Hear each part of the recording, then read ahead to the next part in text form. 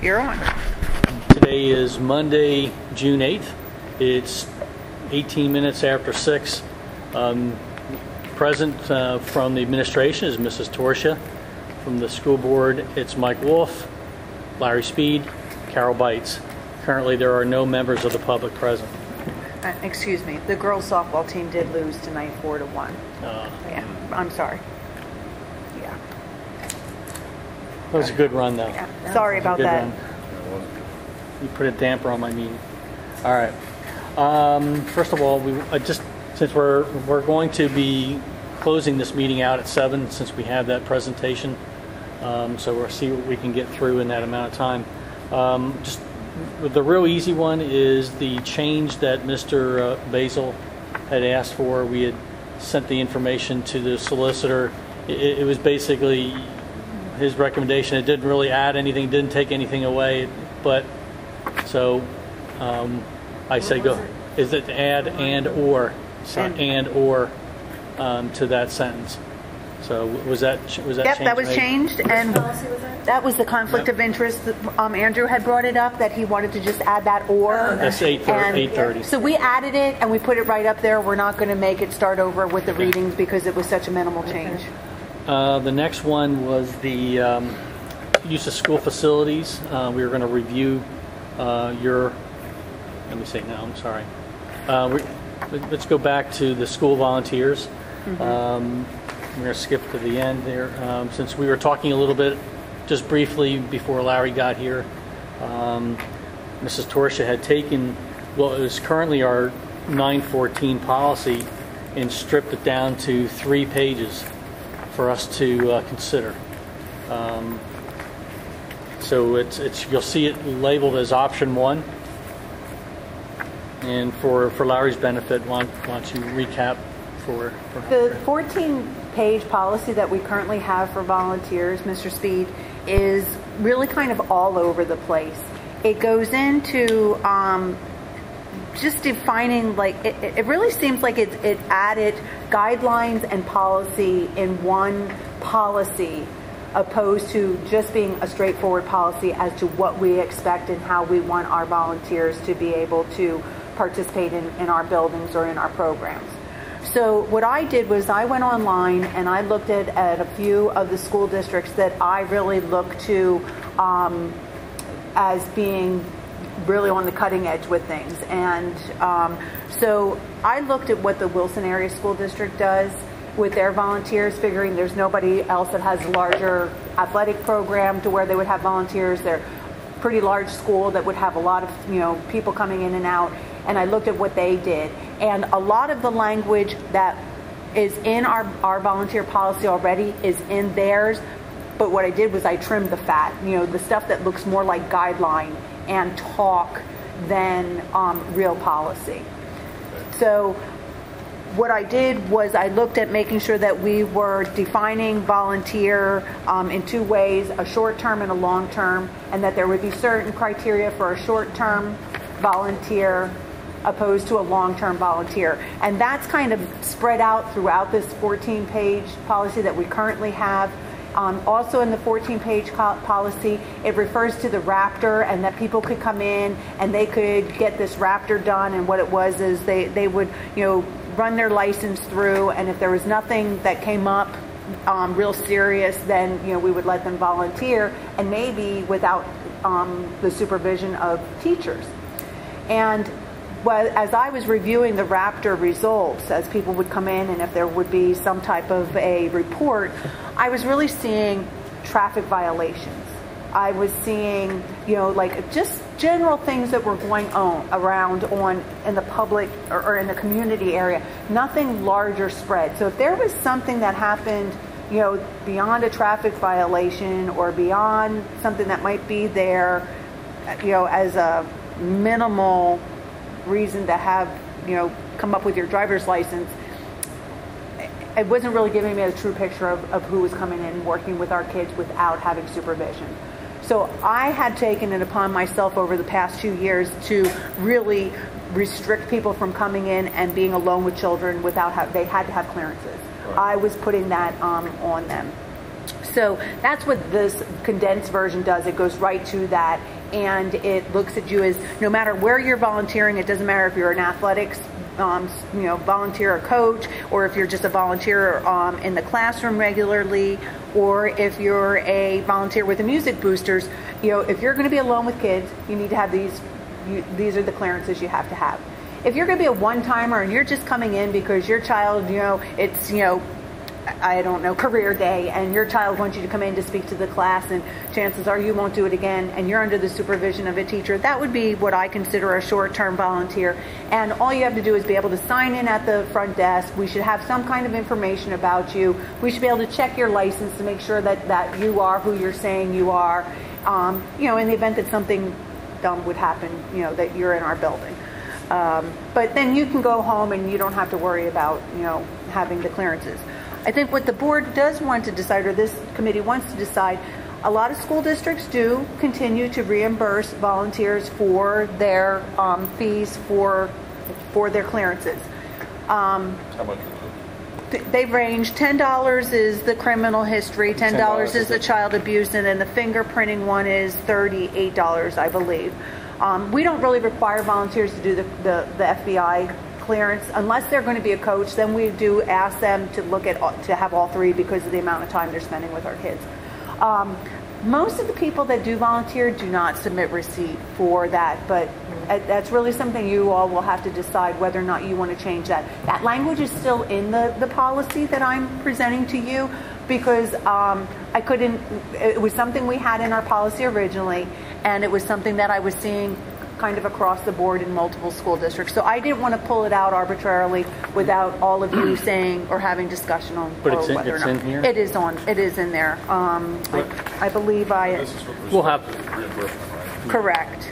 Right. So you just have to decide whether or not. At the bottom of page 2, it says the cost of which will be paid by the district. It goes from page 2 to page 3, the last sentence to the top of page 3 that's in there. Okay. And then I included another policy that I thought was pretty good as another option for all of you to look at. And that one is 4 pages long, and it doesn't have a name of a school district on it. It's just there. And again, it defines volunteer, and it breaks down everything else. They're pretty similar.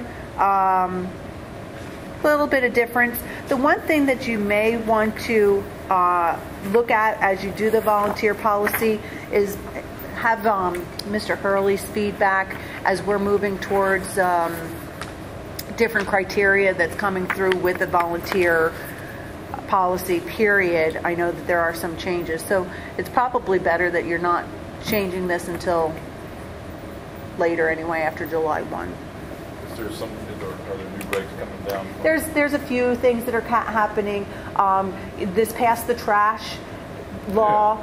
Yeah, that would quantify for volunteers as well, because if you're working around children, period, no matter what your capacity, do we really want you being a volunteer? If you've done something that was a hardship and made you lose your job, in which, where you were working with children, do we want you volunteering with children? So I think that we need to look to see if there's some better language, because PSBA really didn't have a great volunteer policy to forward to me at that point. So I think that they're... But I think they are developing one to push out to schools. I do too. Yeah.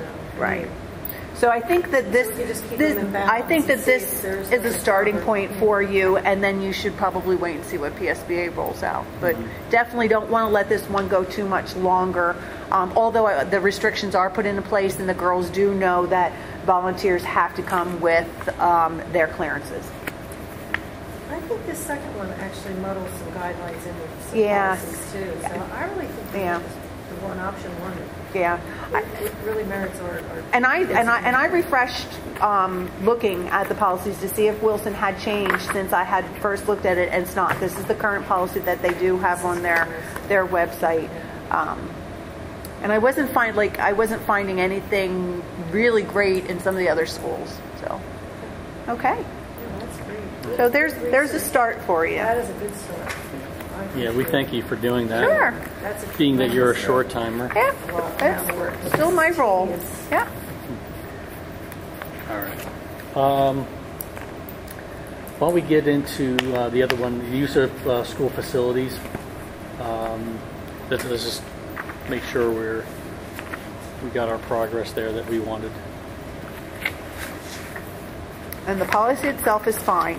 So was there any changes to the policy? Do we just want to just have a date of revision or last revised or reviewed placed on there?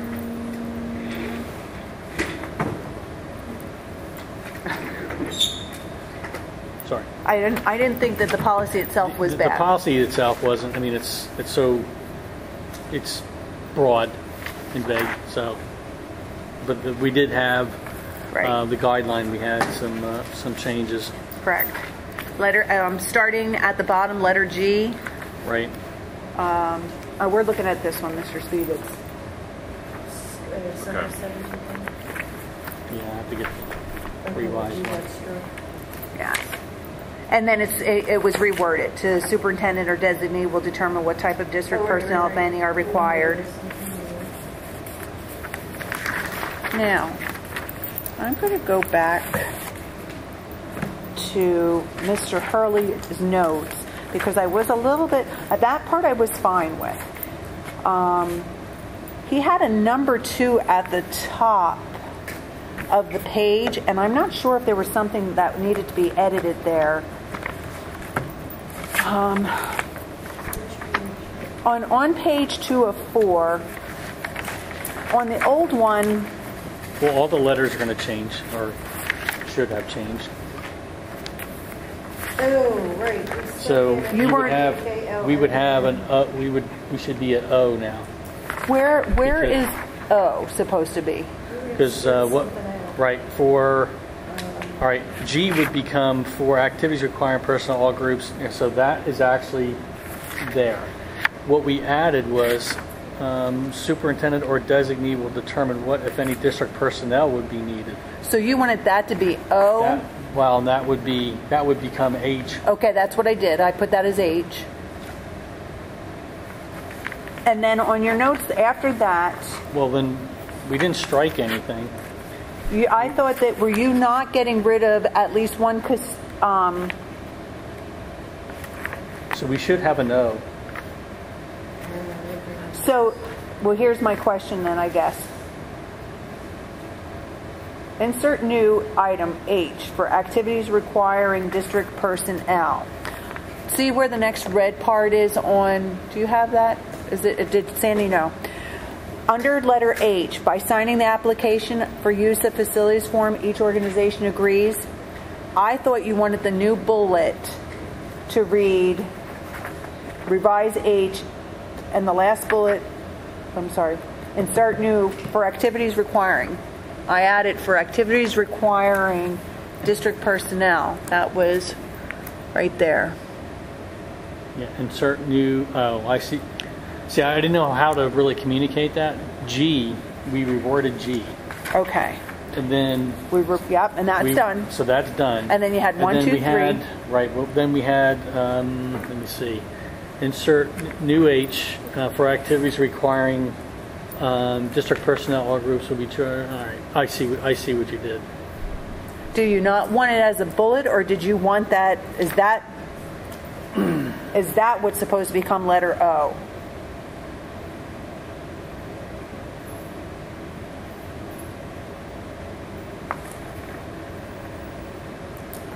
Well,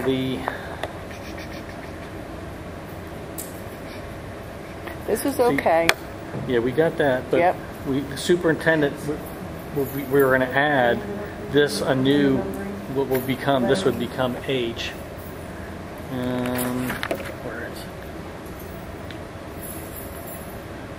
If you were getting rid of G, the way that it was worded, I wasn't. For activities requiring personnel.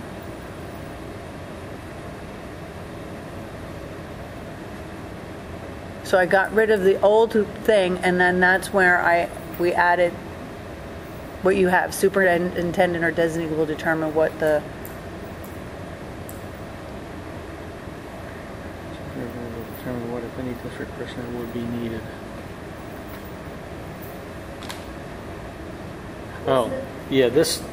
Okay. This I becomes, see what you, this becomes H. so for For activities requiring personnel, all groups will be charged as follows. so you wanted just to strike out at least one custodian must be on duty. Right, right, which at least one custodian must be, we took that out because we wanted the district to determine what was going to be required. So then you want to keep for activities Yes. requiring personnel, all groups will be charged as follows. Right, that would so be- that stays G. You want that part to remain as G, correct? Yes. Okay. And then this new, where it says superintendent, Yes. that will become the new H. And an H will become I, and then eventually Okay. it'll all bump down, and you'll have Okay. an O, which will be sale promotional items. Okay. Oh, we split F? Yeah, Is that what you're saying? we actually split G, and then we eliminated part of G. To say, how it read before is at least one custodian must be on duty. We didn't like that, so we asked that it be stricken, and for activities requiring personnel, all groups will be charged as follows. That became what was left, and then we added a new H. I got it. Yes. So, and then, but you were okay. Everything- Then you yeah. were okay with that bullet going in before at the start of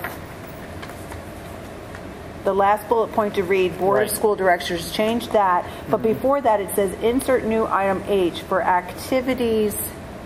So you want, okay, so that becomes part of the H. The superintendent designee will determine what type of district personnel, if any, are required, and then have for activities requiring district personnel, all groups will be charged per the recommended daily fee. So this should fall under H. that will be H.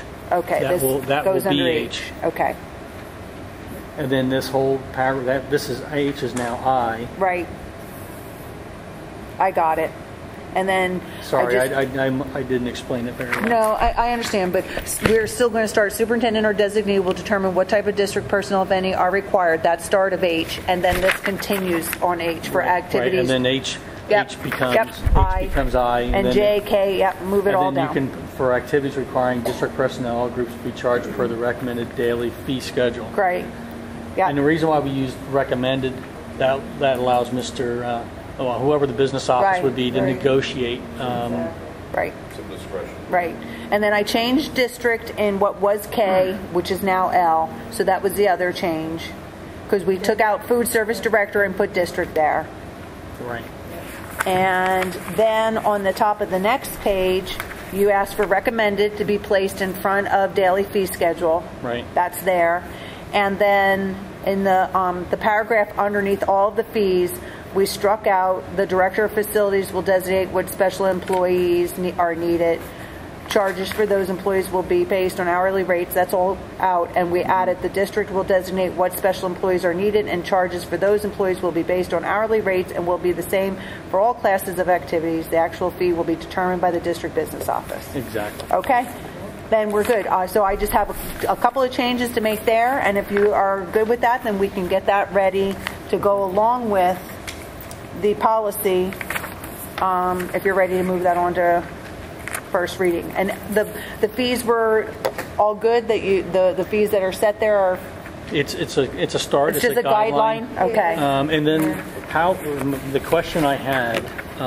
Okay, you have the historical information of what we charge these groups. Right. How is this going to be kept? And then so someone could go back and reference what we've done in the past. How can we keep those, not part of the policy, right. but that's an Excel spreadsheet that I did forward out. I just happen to have them copied for you, so I can give it to Sandy to have it archived, because she has an X drive for the superintendents, or she can put it under however she wants to archive it. But we can keep that as a part of an electronic document. So then it would be someplace that the business office could go back when we have these kind of requests, they could get this. Sure, and she can make sure she can keep it and she can forward it to the business office so that they have it as well on their drives. Yeah, because I would like, just so we're consistent, over the years, that we're not going back, and the fees are changing wildly depending on who's looking at it. Right. We have something historical. And we did, I do know that Michelle Goss has reached out to our youth groups, and they were fine with like a stipend of $1,000 for a season to use our facilities that they've never been charged for in the past. It's just, it would be just very overwhelming for them to have to try to pay the $25 every single time they're in there, considering they could be in there 3 to 4 times a week, depending on the number of groups. So if they were given a stipend for the whole season to say, hey, you can have, you'll have to fill out your facilities use request, but for however many dates you have, and even if you have to add more on because of tournaments or any kind of playoffs that might come up, or a facility that you were using you can't use, whatever, here's your one-time fee rate, your contribution to the district of $1,000. Right, and just from the standpoint of having to process all those $25, $25 after a while becomes really $18 of after somebody spends so much time on it. Yeah. Well, that's why are you we don't wear and tear like with this these? other group. I'm sorry. Yeah, I with think these you should. with these changes, are we comfortable with recommending that we move forward? Yes. Okay. So, Mr. Speed, you're comfortable with moving this forward? Ms. Bites? Yes. Okay. Yes. And I do as well. So- What I will do is, Just real quick, wasn't there something on the application, on the internal form that one had to be corrected? the internal form. The, do not regulate the sign district use area. I didn't. If we did talk about it, I didn't write anything down here in my notes. Yeah, I don't have. I know we were talking about, the conversation kind of swerved into like the stage lighting, and then Mr. Hurley had mentioned that there's a person in charge of that, and he may get students. Was that? I think it was whether all these people had to sign off on this, or just the people that were relevant. It was Well, and I necessary think for what they are trying to You wouldn't do. need the food service director to sign off on. Right. No. Right. whatever. Yeah, because that got into when I was talking about the Adobe 11 that we use in our work Right. for manual approvals. Yes. That they email it, and it's a link hosted on the server, and the person could just go in, they make any kind of comment, Yeah. so they can sign it, and they publish it, then everybody can see it in real time. I guess the person who started this, and we're getting like out of our league, I think that whoever starts this form, or the first person who writes below this line, just could put NA if it doesn't. Well, Superintendent. I have a natural hatred towards paper because this thing, when we had sign-off sheets, things would get lost. Scott's They would working on sit on somebody's desk who was on vacation, and so I have a natural. So you're saying it would only be shared with the people that is. Well, if they go for it, and I shared this with Scott. I know Scott's got a lot on his plate, but if Mr. Matz has time, that would be something definitely they can replace We these. definitely have a good looking policy here. So. Okay. All right. Well then. I have that, and I'll make those changes and then get it ready for first reading for the next meeting. Great. Okay? Okay. Well, in the 19 minutes that we have remaining, I was planning to talk about the formation of a policy that we would use to govern inclement weather days. And, this would be applied to district-wide, or that's what kind of what I was leaning towards. And so if it's obviously it's too dangerous for the professional staff to be here, why is it not too dangerous for the administrators and Or the the food service classified, workers and unless you're here like a custodian, your shift stretches into the evening when Right. but that'll Or essential personnel versus non-essential. Casey staff that's working in clear snow, we wouldn't want them to be dismissed when they are the essential people mitigating it. right. When it was really bad in the morning, if I was making the call for a 2-hour late start for the staff, I included the classified group, the non-essential staff members, that they could take a 2-hour delay as well. the problem with the classified group is that, they're punching in and punching out. And, but I at that point decided, what, if it's that bad out, especially there was a really icy morning, and we just said, look, we'll make an adjustment, but you're still required to get the same amount of work done. It's, 5 hours opposed to 7 hours, or 7.5 hours, whatever. And they weren't coming in 3 hours late. They just had, the adjustment. Or they would have to owe time, and somehow they would have to. And I guess the biggest problem that comes out of that is that, they know that the teachers aren't making up their time anywhere, although, they're not seeing what they do take home at night to work on or, whatever. So I try to balance it, to make sure that, if it wasn't good enough for everybody to drive, including, my administration, because they have some flexibility, then I made sure that I let everybody know. And then there are some people that live really, really close, and it's not a big hardship for them to get here. But I do think that you need to have something, kind of in writing. And we had our discussion with the negotiations group and Dave's group. At the end of the meeting, since we had Amy and Austin there, I said, this is how we plan on attacking it. We're going to develop a district-wide policy. And, hopefully that's what you're kind of thinking. I think it's going to be different. They want to be tied to when when students leave. That's the time, a half hour after that. And, what I received as far as board comment was, we would really like the superintendent to make the decision on what that is. And so we're going to start to craft a policy around that. And then the teachers, since you obviously know, and I sent you a copy of the memorandum of understanding that they put forth, that how they would like it. We're going to craft our own policy that we think as a board we can support. It takes in all the groups, and then they can choose if they want to continue with their grievance. So it'll be somewhat unusual if we have one policy for everyone in the district, and then, but until we come up with a new contract, that may be the way it's going to be.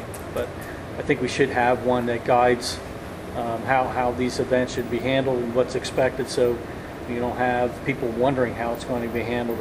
I personally support, having the superintendent make that decision based on weather conditions. But we can discuss that.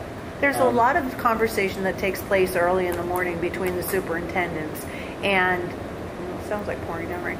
And a lot of conversation will say, are you closing offices as well? Because if it's really bad and the forecast is bad, they really don't want to bring anyone out. So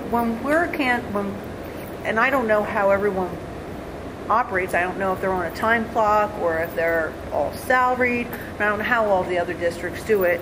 But, that's conversation, and we've always it's always been a little bit difficult for me to say, yeah, offices are closed. Now, if a snow makeup day happens to be a holiday that they would be paid for, because we were using holiday days like President's Day, for instance, is a holiday that's a paid holiday for the classified staff.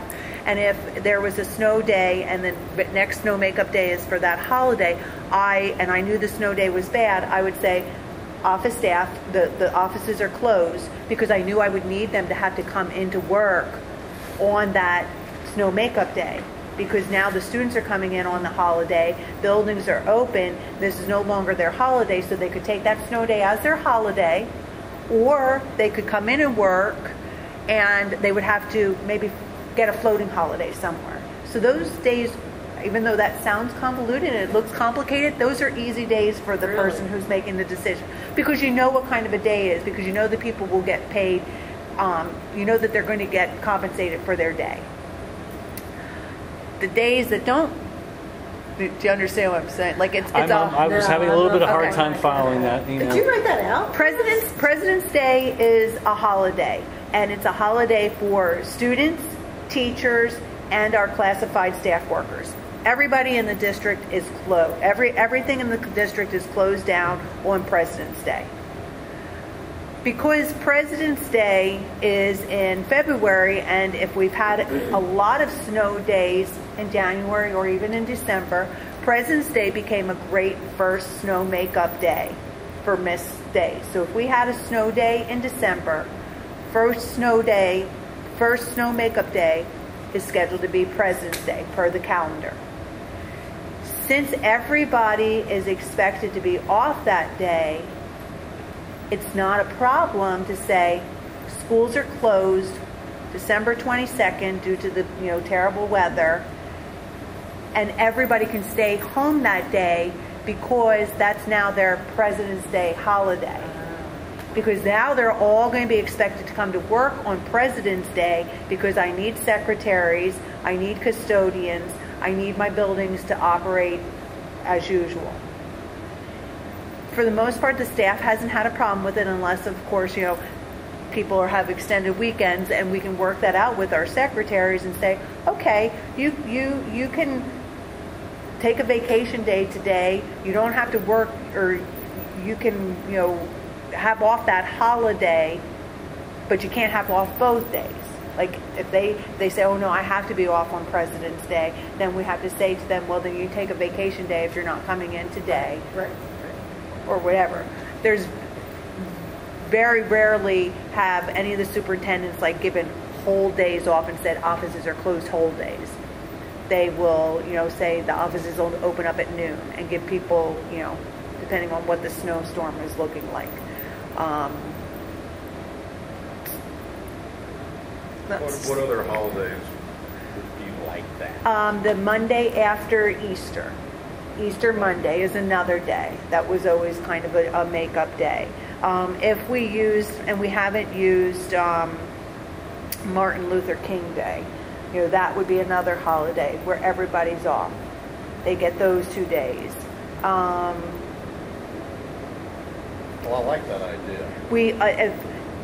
Because the staff, I looked at where the staff was that was reasonably, it's pouring in. Yeah.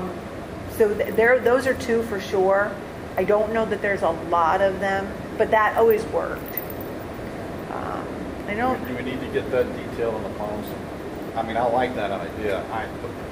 I just want to make sure that whatever superintendent is sitting in the chair has some guidance. Well, I think you just leave that. We're going to have to figure out some kind of wording, but I think it's good to have that flexibility. Yeah, I do. On how you handle your staff. I think to start with, if you're looking at a 2-hour delay and it's snow removal, I think everybody should. I think the 2-hour delay should be for everybody or everyone. Casey and the other snow removal people are working around vehicles. When you think that the high school opens at 7 o'clock in the morning, and if they really only start plowing, at 6, people are starting to fill the parking lots.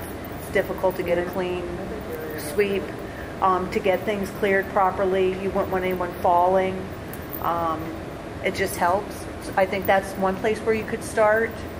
The after-school stuff is a little bit different because they'll have been out shoveling and trying to maintain sidewalks the most of the afternoon, knowing that we were going to be, getting ready for early dismissal. Obviously, parking lots aren't going to be plowed or anything like that, but that's not urgent at the end of the day as you're trying to dismiss early. So I think there's where you really need to be more consistent with the language of what the expectation of the board is for the people behind.